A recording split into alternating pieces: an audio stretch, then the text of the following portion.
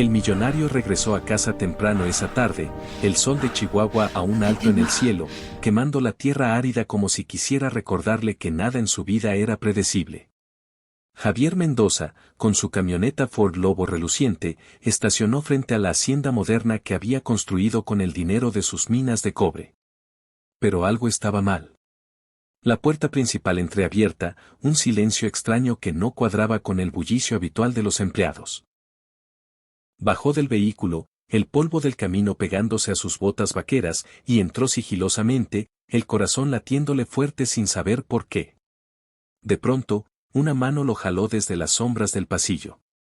Era María, su sirvienta de toda la vida, con los ojos desorbitados por el terror. «Cállese, patrón. No haga ruido», susurró con voz temblorosa, su acento norteño cortando el aire como un cuchillo. Javier la miró confundido, pero el pánico en su rostro lo congeló. «¿Qué pasa, María?» «¿Ladrones?», preguntó en voz baja, pero ella negó con la cabeza, arrastrándolo hacia la cocina. «Es peor, mucho peor. Quédese quieto y escuche». El millonario sintió un escalofrío recorrerle la espina dorsal. ¿Peor que ladrones? En su mente, visiones de su esposa Ana, o de sus hijos, heridos o algo más siniestro. María lo llevó a un rincón oscuro, detrás de la isla de granito donde solía preparar los chiles rellenos que tanto le gustaban. Desde allí, se oían voces amortiguadas provenientes del salón principal. Javier aguzó el oído. Reconoció la risa de Ana, su esposa de 10 años, esa risa falsa que usaba en las fiestas de sociedad. Pero había otra voz, grave, masculina, que no identificaba. «¿Estás segura de que no volverá pronto?», dijo el hombre desconocido. «Claro que sí, mi amor». «Javier está en la mina hasta la noche», respondió Ana con un tono juguetón que le heló la sangre a su marido. El shock lo golpeó como un balazo. «¿Ana? ¿Con otro?». Javier quiso irrumpir, pero María lo sujetó con fuerza sorprendente para una mujer de 50 años. «Espere, patrón. No es solo eso. Hay más». Sus palabras lo detuvieron en seco. «Más». El suspense lo carcomía, el sudor perlando su frente bajo el sombrero que aún no se había quitado. Escucharon en silencio. El hombre hablaba ahora del plan, de eliminarlo esa misma noche. «Con el veneno que trajiste, será fácil. Parecerá un infarto, como el de tu padre». Ana rió de nuevo. «Sí, y heredaré todo. Las minas, la hacienda, el dinero. Por fin libre de ese ranchero pretencioso». Javier palideció. No era solo una infidelidad, era un complot para asesinarlo. Su mente giraba en espiral. Ana, la mujer que había conocido en una feria en Ciudad Juárez, la que juraba amarlo por su corazón de vaquero moderno. ¿Cómo no lo vio venir? Recordó las noches en que ella insistía en que tomara esa nueva medicina para el estrés, el sabor amargo que atribuía a las pastillas genéricas. María susurró: «Los vi anoche, patrón. Planeando todo. El tipo es Raúl, el capataz de la mina vecina. Quieren su imperio». El millonario sintió la rabia bullir, pero el suspense lo mantenía pegado al suelo. ¿Qué hacer? Si entraba ahora, lo matarían de inmediato. Miró a María, su leal empleada que había criado a sus hijos como si fueran suyos. «¿Por qué no me dijiste antes?», murmuró. Ella bajó la vista. «Tenía miedo, patrón. Raúl me amenazó. Dijo que si hablaba, mataría a mi familia en el pueblo». Javier asintió, comprendiendo. En estas tierras del norte de México, las amenazas no eran vacías, los narcos y los rivales mineros jugaban sucio. De repente, un ruido en el pasillo. Pasos acercándose. Javier y María se agacharon más, el corazón de él latiendo como un tambor de guerra. Era Ana, caminando hacia la cocina con un vaso en la mano.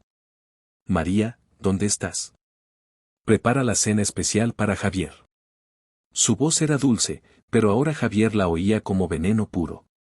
La sirvienta se enderezó, fingiendo normalidad. «Aquí estoy, señora. ¿Qué quiere?». Ana entró, su vestido rojo ajustado contrastando con la cocina rústica. No vio a Javier oculto en las sombras. El filete con esa salsa que le gusta. Y no olvides el vino. Hoy celebramos. Javier contuvo la respiración, el suspense asfixiante. ¿Celebrar qué? Su propia muerte, claro. Ana se dio vuelta y salió, pero no antes de dejar caer algo, una pequeña botella con etiqueta de farmacia. María la recogió disimuladamente. Veneno, patrón. Lo vi en su bolso. Javier tomó la botella, oliéndola. Olor a almendras amargas, cianuro.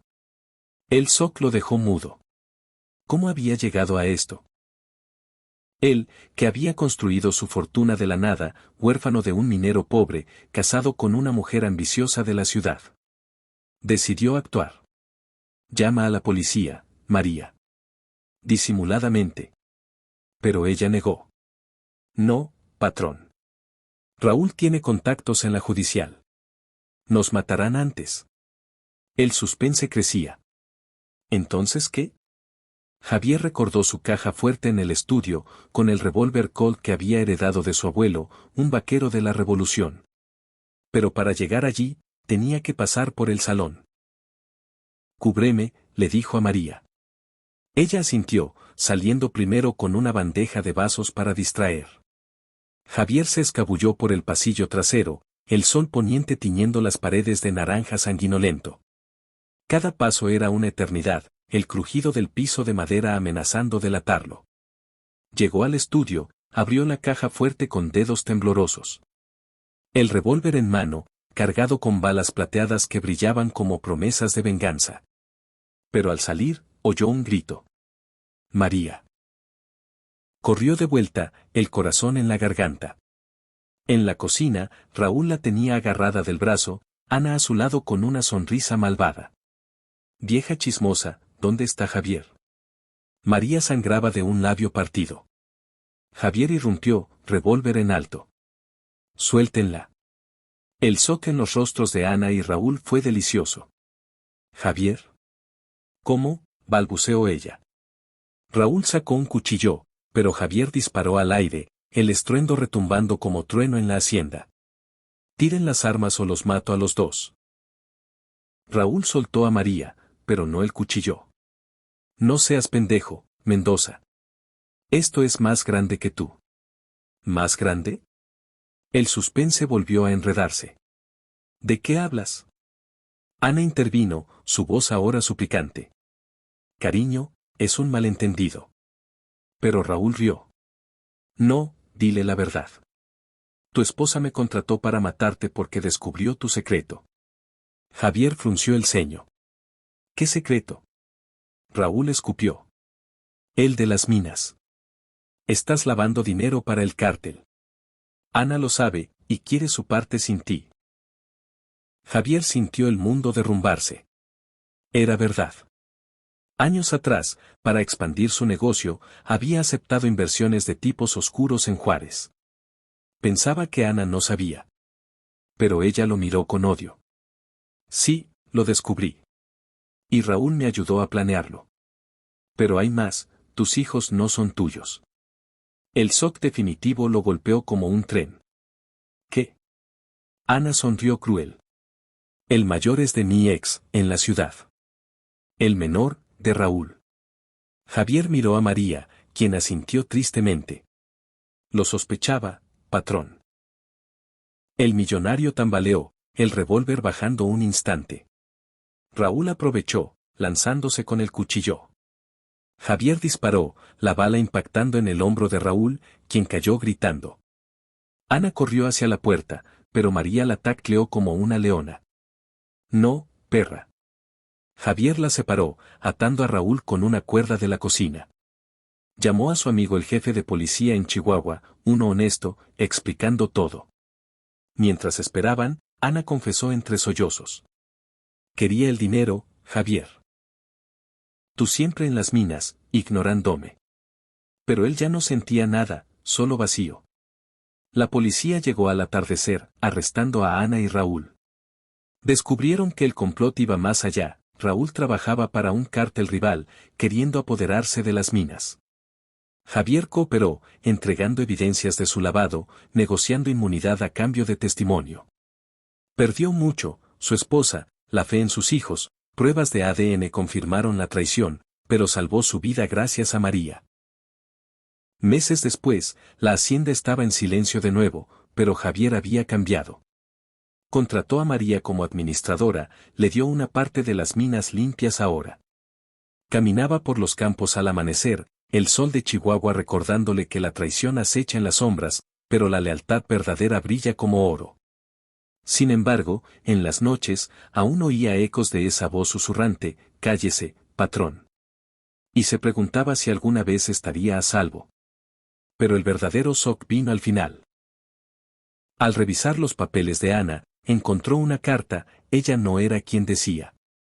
Era hija de un narco ejecutado, infiltrada para vengarse de Javier, quien sin saber había delatado a su padre años atrás en un negocio fallido.